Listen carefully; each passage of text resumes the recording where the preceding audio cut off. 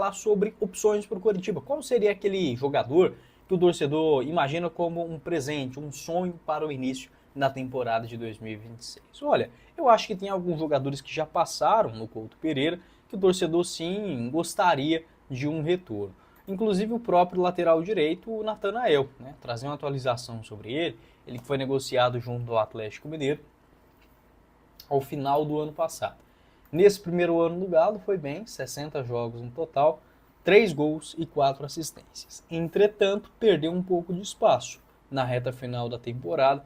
Dos últimos 6, 7, 8, 9, 10 jogos na temporada, ele foi titular apenas 2 vezes. Então, talvez um empréstimo ou algo nesse sentido, é um jogador valorizado também, com sondagens de outros clubes do exterior. Quem sabe um empréstimo, dependendo da situação, depois do Campeonato Mineiro, ele tem contrato ainda em definitivo no Atlético Mineiro até o final do ano de 2028 e foi negociado, né, com o Atlético por aproximadamente 1 milhão e 100 mil euros na época. Tá? Inclusive um valor, na minha opinião, baixo para um lateral direito com muito potencial e que é uma posição muito escassa aqui no Brasil.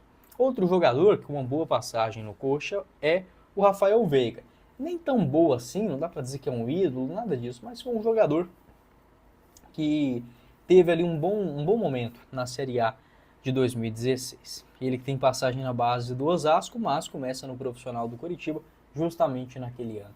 24 jogos, 3 gols, 3 assistências e acabou sendo comprado pelo Palmeiras. Entretanto, a ida dele para o Atlético Paranaense, mesmo que tenha sido apenas uma única temporada, não pegou bem, né, com a torcida coxa branca, que sempre que o nome volta à tona, acaba negando, né, um retorno.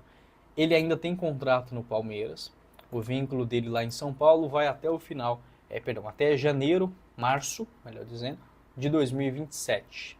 No Palmeiras neste ano, em 53 jogos, foi titular apenas 31 vezes, então perdeu um pouquinho de espaço, 7 gols marcados e 11 assistências. Pode deixar a sua opinião também sobre o Rafael Veiga, o que você pensa sobre um retorno. Outro jogador também, ex-Coritiba, o Sabino, zagueiro, terminou a temporada em alta no São Paulo, né? Demorou para estrear, mas depois foi bem. Apesar de ser da base do Santos, ele começa na equipe principal do Coritiba, com uma boa Série B em 2019 e uma boa também Série A, apesar do rebaixamento em 2020. Depois passou no Sport, fechou com o São Paulo, fez 46 jogos neste ano com 3 gols marcados. O Sabino tem contrato até 2026, até o final do ano que vem no São Paulo. Eu gostaria de ver o Sabino novamente no Couto Pereira.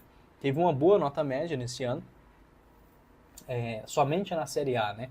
Uma nota média de 7.09, segundo o site SofaScore, atuando principalmente pelo lado esquerdo, onde você garante 10% de desconto nos pagamentos via Pix, utilizando o link na descrição do nosso vídeo. 10% de desconto, tem camisa do Coritiba a partir de R$ 149,90. Como, por exemplo, esse modelo retrô de 1985, disponível do tamanho P até o GG. Tem ele também no modelo manga longa, também o retrô de 1976, por R$ 149,90, e vários outros acessórios, como gorro, bonés, canecas e muito mais com a Foot Fanatics. Essas e várias outras ofertas disponíveis no site, eu separei para vocês, o link aqui embaixo na descrição, beleza?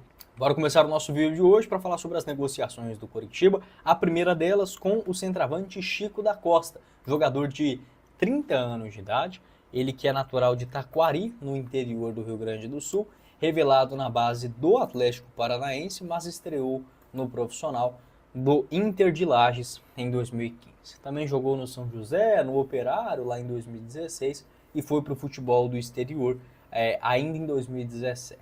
Jogador que ainda pertence ao Cerro Porteño. Se eu não estiver enganado, ele tem contrato por lá até o final de 2026. E segundo informações do jornalista Fernando Medina, o Chico da Costa pode continuar no futebol brasileiro.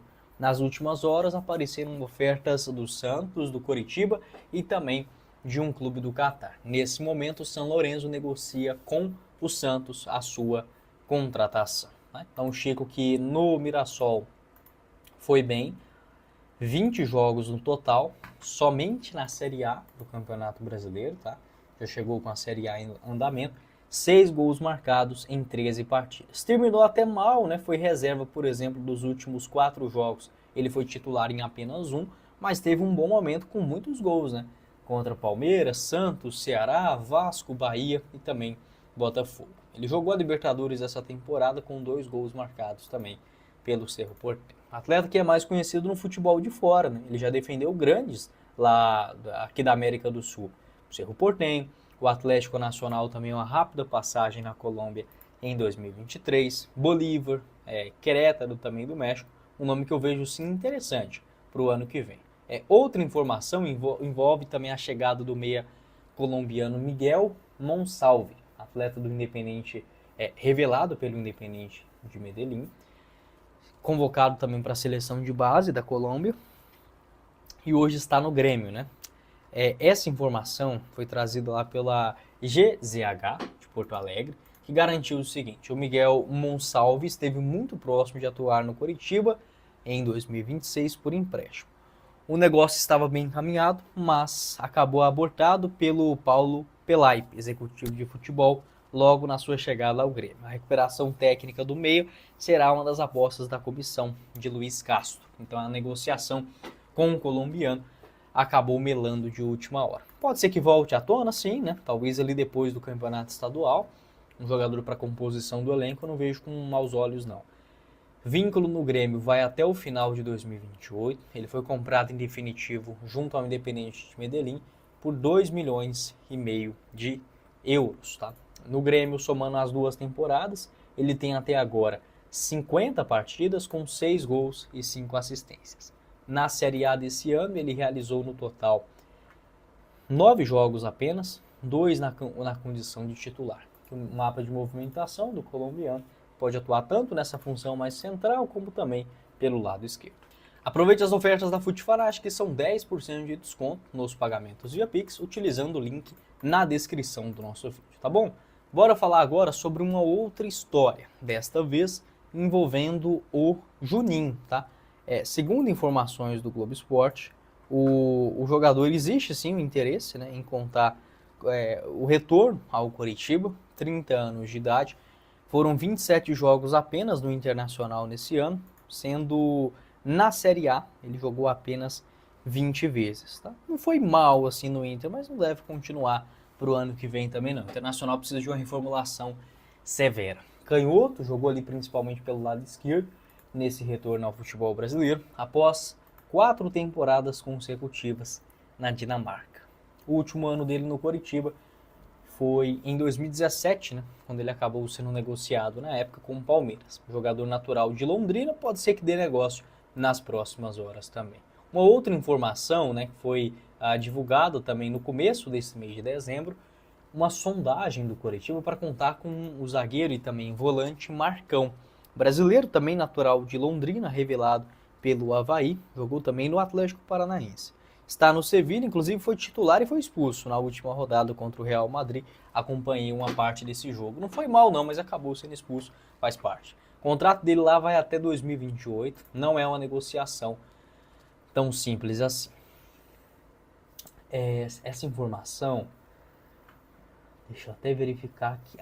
Foi trazida pelo jornalista, o excelente Rogério Scarione, onde garantiu que é um dos alvos do Coritiba. Claro, ainda, né, não está acertado, acho difícil ele sair agora por estar na metade da temporada lá na Espanha.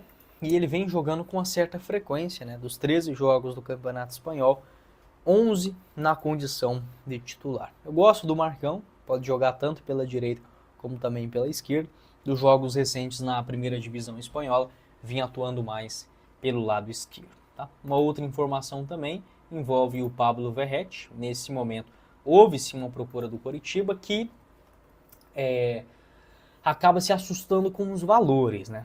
Nesse momento, a grande questão, o grande entrave, o empecilho é a parte financeira. O Vasco tem o interesse de aliviar a sua folha salarial, ainda mais agora sem a disputa, né, da Libertadores para o ano que vem.